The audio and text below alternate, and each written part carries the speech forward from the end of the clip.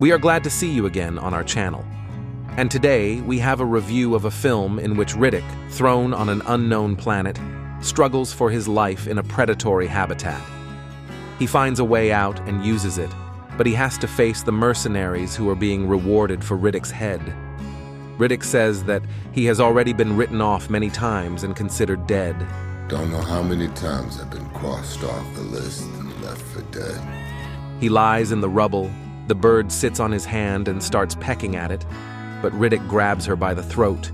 He is wounded, sees water in front of him, and begins to crawl to it. Riddick is already picking up water and is going to drink, but its smell is strange. His leg is dislocated, he puts it between the rocks and straightens it up, screaming in pain. Riddick puts on the glasses and sees that dogs like hyenas start running at him from a distance. He crawls to the water and dives into it. He waits, holding his breath, until the hyenas leave. Then he comes out and crawls out onto the shore. Behind his back, he senses someone's presence and turns around. There's one of the hyena's cubs. The puppy begins a playful attack on Riddick, and a fight begins between them. Riddick removes the round thing from his iron belt and throws it into the distance. The puppy runs after it. Riddick discovers a cave passage between the rocks and hides in it. He watches one of the hyena puppies approach the water in the cave, but the fish creature from the water attacks and severely injures it. Hyena puppies run away. The creature spots Riddick and attacks him, but Riddick defends himself and leaves the cave. He's talking about bad days and very bad days, and today is exactly this day. There are bad days. And then there are legendary bad days. Whole damn planet wanted a piece of me. He can't stay out in the open, so in another cave, he climbs under a big stone block, tries to sleep. He's dreaming about what happened to him before, and he doesn't understand how he let himself be blinded like that. He remembers the Necromongers, and that some of them wanted to crown him, and others to put a noose around his neck. Riddick recalls a dialogue with a girl who told him that the Necromongers thought he was different, and therefore could not accept him. This girl then stabs Riddick in the back, but does not get where she needs to, and Riddick takes her life. Commander Vaco comes to Riddick and reveals that in his first campaign, they met strong resistance, which took the lives of everyone indiscriminately. Vaco also says that he still remembers their last warrior, whose eyes were the same as those of Riddick. Riddick tells the commander that he needs to find the planet Fury. He replies that it has been erased from all archives, but Riddick knows that the commander remembers its location. The commander says he needs the crown and immunity, then commands to prepare the airship because Riddick is flying home. Riddick says a man with a crooked face was supposed to bring him to Furia, but something went wrong again, and Riddick was brought to another planet, just not to Fury. Upon arrival, Riddick tried to deprive life, and now he's forced to survive on an unknown planet full of angry animals. Riddick discovers that behind the passage of the cave, there is another world, with water and grass. If you want to get there, you need to pass poisonous creatures in the water. Riddick captures one such creature and extracts its poison, injects poison into the puppy hyena, which he cured and put in a cage near himself.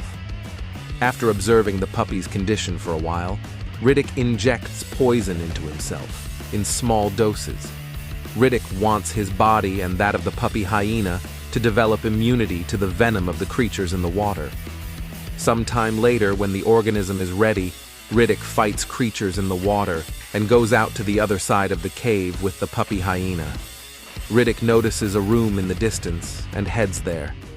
On paper, he realizes that there were bounty hunters there. He finds some loose stuff and takes it for himself. Riddick trains the puppy hyena. Then, when the clouds are gathering in the sky, he goes back to the building and presses the button, Emergency Lighthouse. The program scans Riddick and says that at the station there are 7 mercenaries. One person is found alive, and this is Riddick, an escaped prisoner, killer. For his body, a double reward is offered. At the same time, An airship with mercenaries flies to the building and lands on the ground. They do not immediately find Riddick, but see the inscription, "Leave one ship or die here." Mercenaries begin to exhibit equipment to catch Riddick. At this time, the main mercenary on the ship says to release the prisoner girl because they already have overweight, and he hopes to catch Riddick.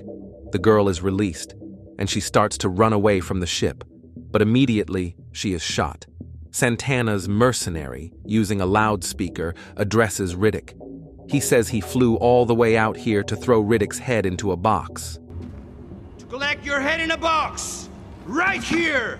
Santana notices another approaching ship, another group of mercenaries. He says on the radio that they have checked everything and will manage.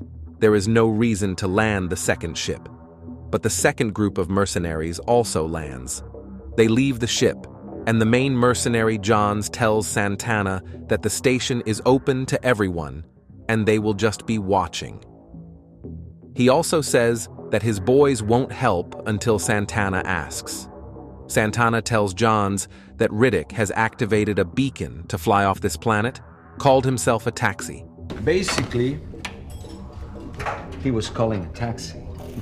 He suggests catching Riddick with the ship, removing the power supplies and hiding them, waiting for Riddick to arrive at the ship. Mercenaries remove the power supplies and place them under the lock with detonator. Night comes. Mercenaries who stand guard on the street discuss that 11 mercenaries are too many for one Riddick. Johns talks to Santana and speculates that the night will be dark, giving Riddick an advantage. Also, the mercenary says that Riddick first tires out and then attacks. Santana says that he does not need help. Mercenaries hear the signal and see that on their territory is a puppy hyena. Santana commands to shoot at it with a silencer, but the mercenary misses. Santana mocks him for his work. The mercenaries fail the sensor. One of the team goes to fix it. At this time, a mercenary girl reveals to Johns that a predator pack with claws has disappeared. They discuss that it is strange. Johns contacts Santana and asks if they checked the area immediately upon arrival, says that there may be traps.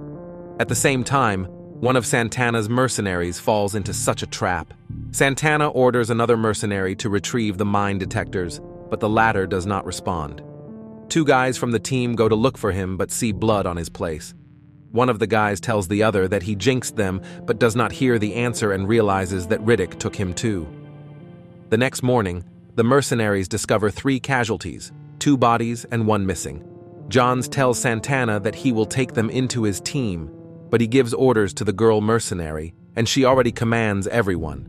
Santana is angry and insults the girl, on what he gets a punch in the face.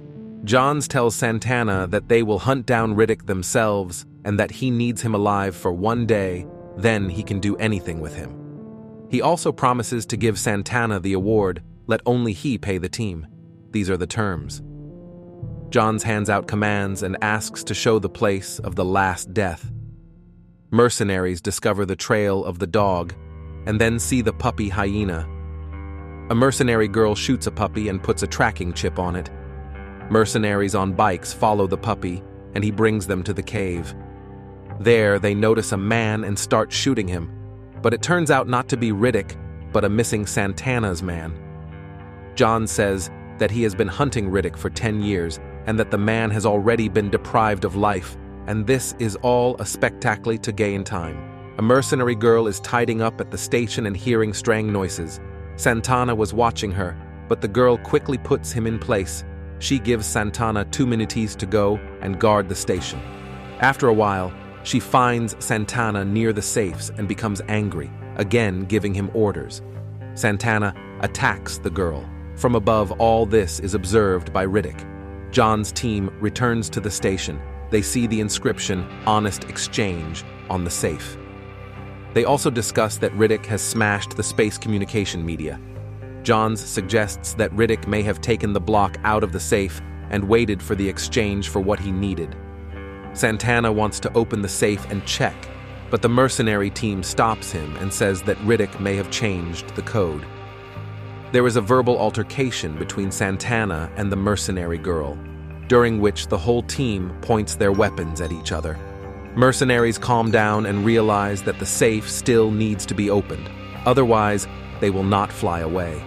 Everyone moves away, and Santana opens the safe. Blocks are on their place. The mercenaries leave the safe open while Riddick watches through the window. The mercenaries discuss the plan. Riddick catches a mercenary who guards a safe and holds a knife on him, asking if the team is afraid of him. After a short time, the mercenaries discover that the safe is empty. They go outside and think about what to do next. One thing's for sure, as long as there are no blocks, they can't go anywhere.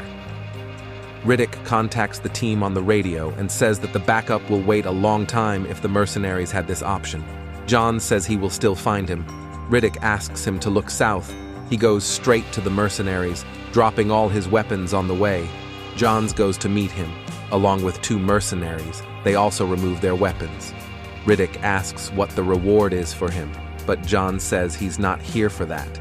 He asks what happened 10 years ago on another planet. Riddick realizes that Johns is interested in his son. Riddick says that in 24 hours, it is better for no one to stay on this planet and offers an arrangement. That's your clock. He will leave 1 block in the open, and the mercenaries will be able to take it away, and Riddick himself will leave on another ship. Riddick also warns that the mercenaries are alive until it starts to rain. He is already starting to leave, but Santana is pointing a gun at him. Santana is attacked by a puppy hyena, and a fight ensues. Santana takes the life of a puppy, and a mercenary girl from a distance hits bullets with a tranquilizer into Riddick. Mercenaries grab him. Riddick comes to his senses.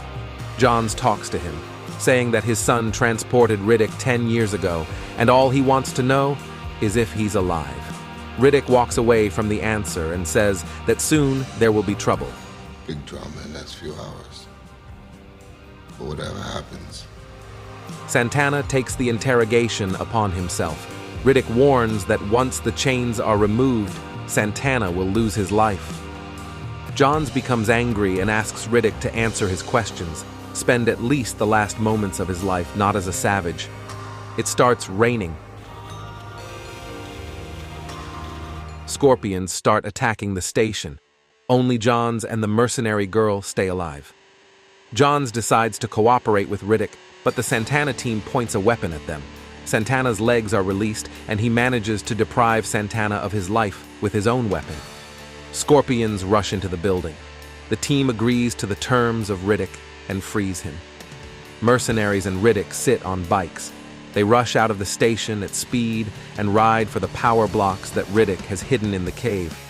One mercenary tries to stop Johns and flip his bike, but Riddick rescues Johns. The team arrives at the cave. There Riddick tells Johns what he wanted to know. He says that his son was an addict, and he lost his life because of morphine. Your son liked his morphine. Riddick gives the mercenaries a power block, but mercenary Diaz again tries to take John's life. Riddick saves Johns again, and this time in a fight takes the life of Diaz. Before dying, Diaz ruins his bike. Johns and Riddick realize that their bike is also damaged, and they have to walk back. Johns and Riddick go towards the ship, making their way through the scorpions. One of the animals injures Riddick, and Johns escapes with 2 blocks. The wounded Riddick continues to fight off the scorpions. He is almost surrendered, but Johns arrives. Mercenary girl pulls Riddick out. He takes 1 ship, as they agreed, and flies away. Finally, Riddick tells Johns that he behaved much better than his son. And Johns, you keep a strong spine. Riddick returns to the Necromonger ship to find Vaco. He discovers there a priest, a man with a cut face, and a concubine with scars. Riddick asks if Vaco is alive. He is told both yes and no. Riddick goes to the window and sees the gateway to the universe of death through which all the commanders pass to become half-dead saints. This film is called Riddick. It's in the genres of fiction, action, thriller, adventure. Director and screenwriter is David Twohy.